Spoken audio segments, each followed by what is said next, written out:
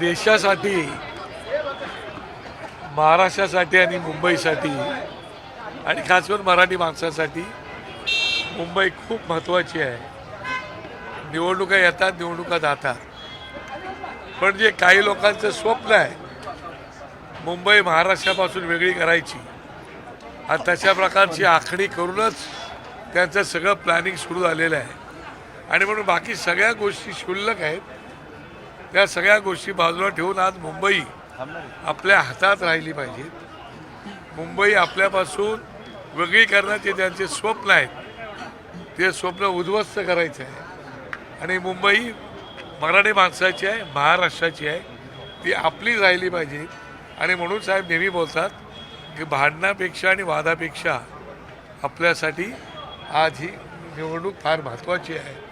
आणि म्हणून आपण ही निवडणूक अत्यंत जोमात, जोशात आपल्याला लढवायची आहे आणि कुठल्याही परिस्थितीमध्ये मुंबई आपल्या हातात राखायची आहे.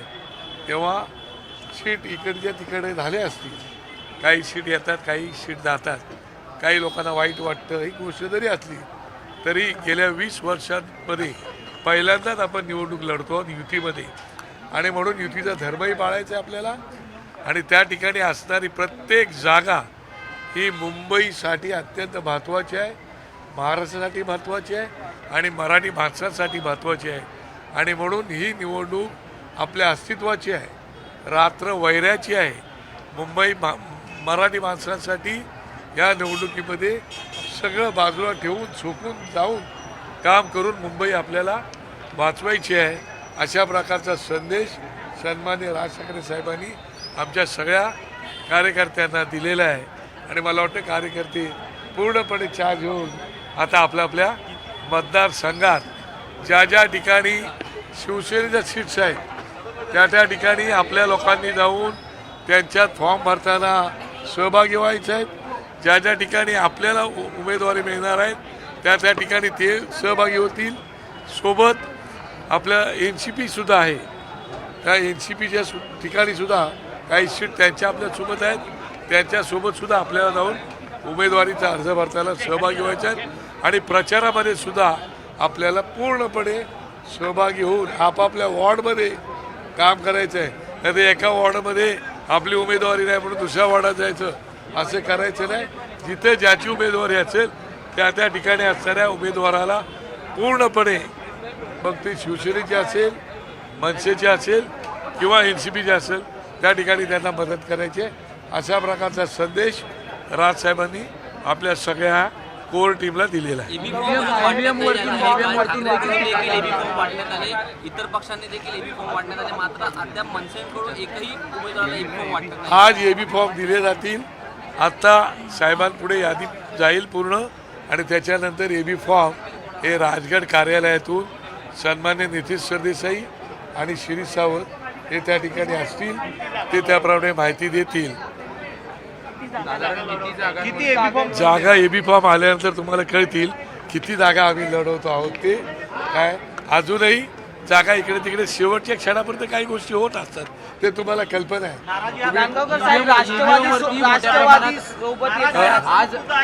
पहिली गोष्ट एक लक्षात ठेवा, आत्तापर्यंत आमच्या पक्षाने 20 वर्षात स्वतंत्र निवडणुका लढवल्या आहेत, स्वबळावरती निवडणुका लढवलेल्या आहेत. कधीही आम्ही युती आघाडीमध्ये गेलो नाही. आम्ही इतर पक्षांना पाठिंबा निस्वार्थपणे, कुठलाही स्वार्थ न ठेवता दिलेला आहे. त्याचा काय मोबदला मिळाला आम्हाला ते तुम्हाला कल्पना आहे. ही पहिली निवडणूक आहे की ज्या निवडणुकीमध्ये आम्ही युतीमध्ये निवडणूक लढवतो आहोत. ठाकरे बंधू म्हणून निवडणूक लढवत आहेत आणि त्याच्यामुळे युतीमध्ये निवडणूक लढवण्याचा अनुभव आम्हाला नाही, त्यांना अनुभव आहे. आणि त्याच्यामुळे निवडणुकीमध्ये काही सीट इकडे तिकडे होतात. नाराजी जशी आमच्याकडे होईल तशी त्यांच्याकडे पण होईल. पण त्या नाराजांना मी एवढीच विनंती करू इच्छितो की अजून तुमचं वय आहे, तुम्हाला काम करण्याची संधी आहे. ही एकच निवडणूक नाही, अशी वारंवार निवडणुका आता ठाकरे बंधू लढवणार आहेत. तेव्हा भविष्य आपलं उज्ज्वल आहे. थोडं साईबाबाचा संदेश जो आहे तुम्ही सांगितलं श्रद्धा आणि सबुरी ही थोडी थांबायला मराठी शब्द ईव्हीएम वरती आणि नरेंद्र मोदींवरती देखील टीका केली. ते म्हणतात ईव्हीएम आणि नरेंद्र मोदी असल्यामुळे कुठेतरी अजूनही लोकांच्या मनामध्ये संशय आहे की ईव्हीएम इथे गोंधळ आहे, घोटाळा होतोय आणि म्हणून साहेबांनी ते भाष्य केलेलं आहे. आणि साहेबांनी हे पण सांगितलं एक महानगरपालिकेच्या निवडणुकीला देशाचा पंतप्रधान जर प्रचाराला येणार असेल तर मला कळतच नाही. आणि पक्षाच्या ते देशाचे पंतप्रधान आहेत आणि महानगरपालिकेच्या निवडणुका आहेत आणि म्हणून जोपर्यंत असं होणार आहे तोपर्यंत आपल्याला सावध राहायला पाहिजेत. आणि जे मुंबईचा लचका तोडायचा प्रयत्न करतायत ते त्यांचं स्वप्न उद्ध्वस्त करून टाकायचं आहे. आणि ते काम आता मुंबईकर जनतेचं आहे, मुंबईत राहणाऱ्या प्रत्येक नागरिकाचं आहे, प्रत्येक मराठी माणसासहित मुंबईवरती प्रेम करणारा जो कोण भाषिक असेल, ज्या मुंबईने तुम्हाला भर भरून दिले ती मुंबई वाचवण्यासाठी आपल्याला प्रयत्न करायचे आहे. नंदुरबार साहेब जी राष्ट्रवादी शिवसेनेसोबत जी राष्ट्रवादी आहे त्यांच्या मुंबई अध्यक्षा भाजपच्या वाटेवर असल्याची माहिती समोर आलेली आहे. मला असं वाटतं या बाबतीतला प्रश्न तुम्ही जयंतरावांना किंवा शशिकांत रावांना विचारलं तर बरं पडेल असं मला वाटतं. त्याच्यावरती मी भाष्य करणं उचित नाही.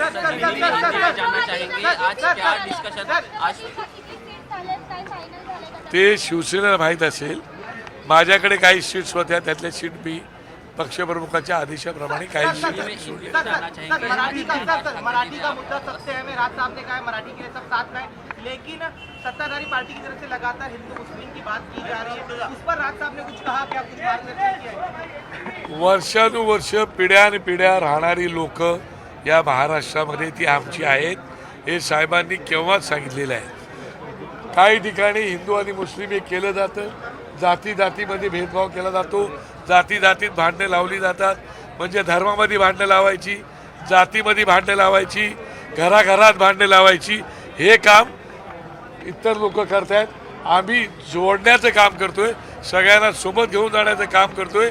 मुंबईला आपण एकत्रितपणे राहून पुढे घेऊन जायचं आहे आणि विकास करायचा आहे, अशा प्रकारची भूमिका आमची आहे. लेकिन नैरेटिव जो है सर नैरेटिव आमतौर पे मुंबई चुनाव हमेशा बुनियादी मुद्दे जो है सड़क पानी बिजली इस पर होता था, लेकिन इस बार ऐसा हो रहा है धार्मिक तुष्टीकरण के आधार पर नैरेटिव पूरा घूम. मुझे लगता है मेरी पार्टी जो है वो पार्टी का मूल ये विकास में ही है. हमने जब पार्टी बनाई तभी विकास के ऊपर ही हमने पार्टी के बारे में हमारा ब्लूप्रिंट भी हमने बनाई थी और उसके लिए विकास बिना छोड़े हम बात नहीं करेंगे. बाकी तो राजनीति है, राजनीति में सब बातें आने वाली है. नहीं, मुंबई देखो बहुत सालों का सपना है, जो गुजरात का सपना है, जो मुंबई उनको चाहिए. मुझे लगता है कि बड़े संघर्ष से 107 हुतात्मा देके मुंबई महाराष्ट्र के लोगों ने अपने पास रखी है. जो मुंबई आज भी देश को सबसे ज़्यादा कर देती है. मुंबई को क्या मिलता है? वो मुंबई बचाना हमारा धर्म है और वो मुंबई बचनी चाहिए. उसके लिए मराठी से लेके मुंबई पे प्यार करने वाले हर भाषिक को, जिन्होंने आपको सब कुछ दिया है, रोजी रोटी सब, वो मुंबई को बचाने का काम हमारा आपका सबका है. इसलिए आप सब एक साथ मिलके अपनी जो भी नाराजगी होगी वो बाजू में रख के मुंबई को साथ ले जाना है. सर कल आज राज ठाकरे जी ने नरेंद्र मोदी और ईवीएम की बात की. कल उद्धव जी ने भी कहा कि भाजपा वाले 2 गुजरातियों को मुंबई देने के फिराक.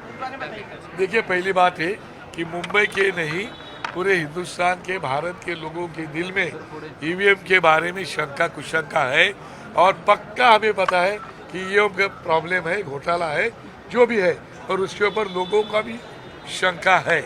उसके साथ नरेंद्र मोदी जी ये देश के पंतप्रधान हैं.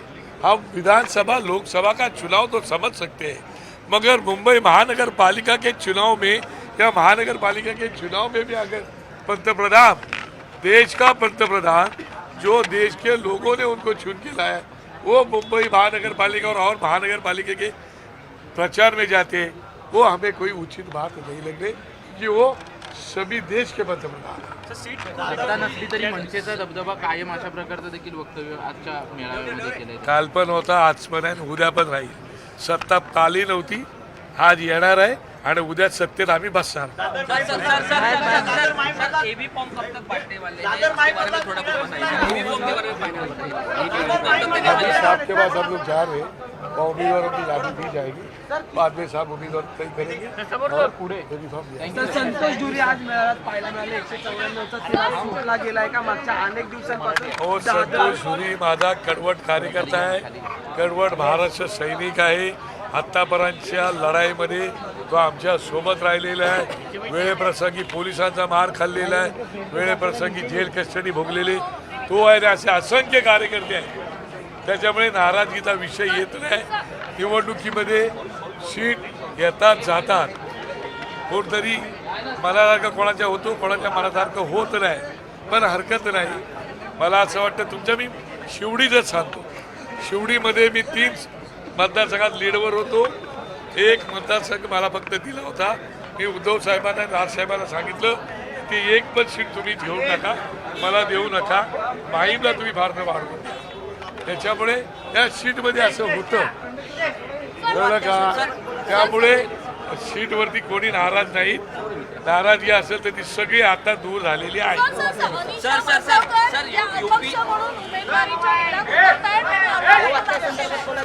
अनिशा माजगावकर 114 मध्ये इच्छुक होत्या, त्यांना उमेदवारी न दिल्यामुळे पहिल्यांदा मनसेमध्ये बंडखोरी बघायला मिळत आहे. त्यांनी अपक्ष उमेदवारी जाहीर केली. अनिशाताई माझगावकर आमच्या लढाऊ उमेदवार आहेत, अभ्यास उमेदवार आहेत, चांगल्या कार्यकर्त्या आहेत आणि त्यांना निवडणुकीमध्ये तिकीट मिळावे अशी अपेक्षा होती.